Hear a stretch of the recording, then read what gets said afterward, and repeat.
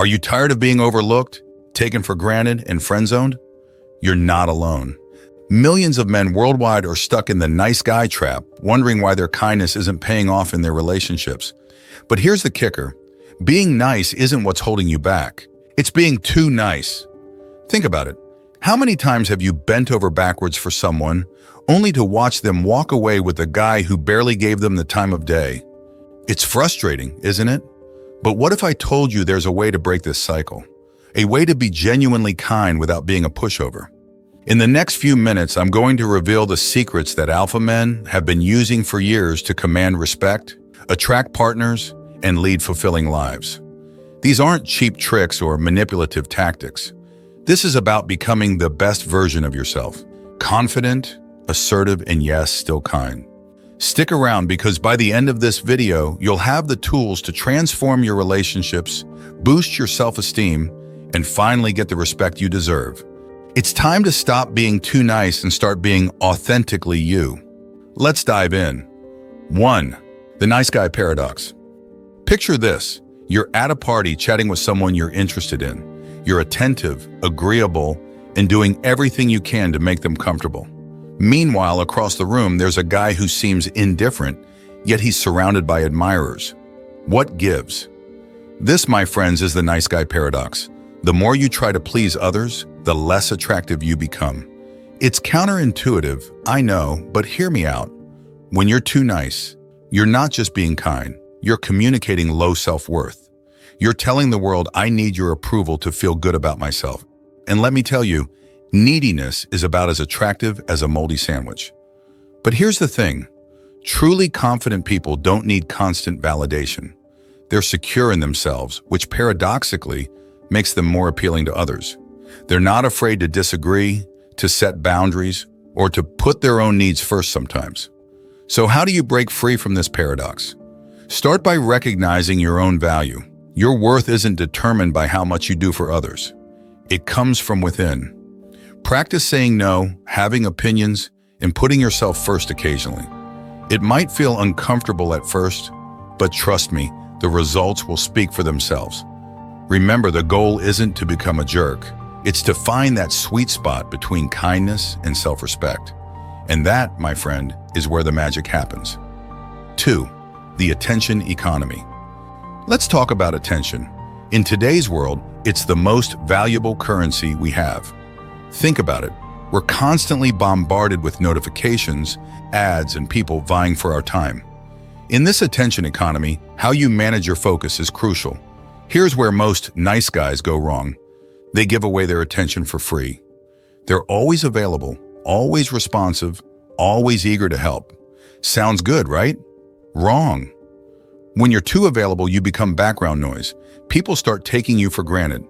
They know you'll always be there, so they don't value your time or attention. It's like inflation. The more of something there is, the less it's worth. So what's the solution? Simple. Become a bit of a scarcity. I'm not saying you should ignore people or play hard to get. That's just manipulative. Instead, be selective with your attention. Have you ever noticed how the busiest, most successful people often have the most friends and admirers? It's because their time is valuable, and people know it. When they do give you their attention, it feels special. Start treating your attention like the precious resource it is. Don't immediately respond to every message. Don't drop everything for someone else's crisis. Have boundaries around your time and energy. When you do this, something magical happens. People start valuing your attention more. They work harder to get it. And suddenly, you're not the background noise anymore. You're the main event. Remember, your attention is your power. Use it wisely and watch how people's perception of you changes. 3. The authenticity principle. Let's cut through the bullshit for a minute. We live in a world of fake smiles, polite nods, and fine thanks responses. Everyone's trying to be what they think others want them to be. And you know what? It's exhausting. Enter the authenticity principle. This is about being real, even when it's uncomfortable. It's about saying what you mean and meaning what you say. And let me tell you, it's a game changer. Think about the people you admire most. Chances are they're not the ones who always agree with everyone. They're the ones who stand for something, who have opinions, who aren't afraid to ruffle a few feathers. Here's the thing. When you're authentic, you polarize people. Some will love you, others won't. And that's okay. In fact, it's perfect, because the ones who love you will really love you. They'll be drawn to your realness like moths to a flame. So how do you embrace authenticity? Start small. Next time someone asks your opinion, give it honestly. If you disagree with something, say so respectfully. Stop saying maybe when you mean no. Yes, it might feel scary at first. You might worry about offending people or being disliked. But here's the secret. Most people will respect you more for your honesty. And the ones who don't, well, they're probably not the kind of people you want in your life anyway. Remember, being nice doesn't mean being a yes man. True kindness comes from a place of authenticity. It's about treating others with respect while staying true to yourself. So stop hiding behind a mask of niceness. Be real. Be you. It's the most attractive thing you can do. 4. The power of the word no. No is a complete sentence. Let that sink in for a moment. For too many of us, especially the chronic nice guys, saying no feels like a cardinal sin. We've been conditioned to believe that always saying yes makes us good people. But here's the truth bomb. Constantly saying yes doesn't make you nice. It makes you a doormat. Learning to say no is like discovering a superpower you never knew you had. It's the key to reclaiming your time, your energy, and your self-respect. But like any superpower, it needs to be used wisely. So how do you harness the power of no without becoming a negative Nancy? It's all about selective refusal. Start by getting clear on your priorities. What truly matters to you? What are your non-negotiables? Once you know this, saying no to things that don't align becomes much easier. Here's a little secret. People respect those who can say no. It shows you value your time and have clear boundaries. It communicates that your yes actually means something. But let's be real, saying no can feel uncomfortable, especially if you're not used to it. So start small. Next time someone asks you to do something you don't want to do, try saying, "I'm sorry, but that doesn't work for me." No explanations, no excuses, just a simple, firm no. Watch what happens. The world doesn't end. People don't hate you. In fact, most will respect your honesty. And you'll feel a sense of empowerment that no amount of people-pleasing can match. Remember, every time you say yes to something you don't really want, you're saying no to something you do. Choose wisely. Your time and energy are precious. Guard them fiercely. 5. The confidence equation. Let's talk about confidence. Not the fake it till you make it kind, but the real deal. The kind that makes people sit up and take notice when you walk into a room. Here's the confidence equation. Self-belief plus competence plus action equals sign. Unshakable confidence. First, self-belief. This isn't about ego or arrogance. It's about knowing your worth. Understanding that you have value regardless of what others think or say. It's about treating yourself with the same kindness and respect you show others.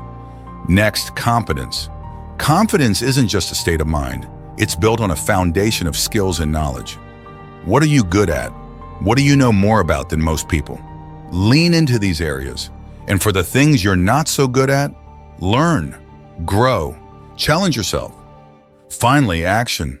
You can have all the self-belief and confidence in the world, but without action, it means nothing. Confidence is like a muscle. The more you use it, the stronger it gets. Take risks. Put yourself out there. Yes, you might fail sometimes, but each time you dust yourself off and try again, your confidence grows. Now, here's where most nice guys go wrong. They wait to feel confident before acting. But that's backwards. Confidence doesn't come before action. It comes as a result of action. So start small. Set a goal that scares you a little, then go for it. Speak up in that meeting. Ask that person out. Take on that project you've been putting off. With each step, your confidence will grow. Remember, confidence isn't about being perfect. It's about being comfortable with your imperfections. It's about knowing you can handle whatever life throws at you. Stop waiting to feel confident. Start acting confident, and the feeling will follow. Conclusion. We've covered a lot of ground, from the paradox of being too nice to the power of choice. But knowledge without action is useless. So what now? First, take a deep breath. Changing ingrained patterns isn't easy, and it won't happen overnight. Be patient with yourself. Remember, this is a journey, not a destination. Start small. Choose one area we've discussed and focus on it for the next week. Maybe it's setting a boundary, or practicing self-respect, or embracing your imperfections. Small, consistent steps lead to big changes over time. Expect discomfort. As you start to assert yourself more, some people might push back. That's okay. It's a sign that you're changing the dynamic. Stay strong and remember why you're doing this.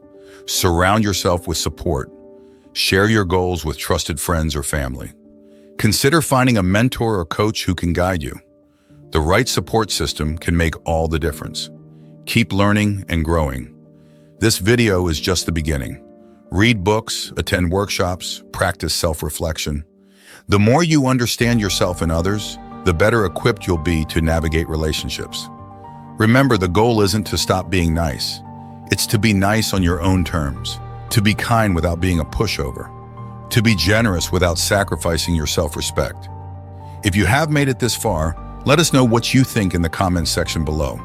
For more interesting topics, make sure you watch the recommended video that you see on the screen right now. Thanks for watching.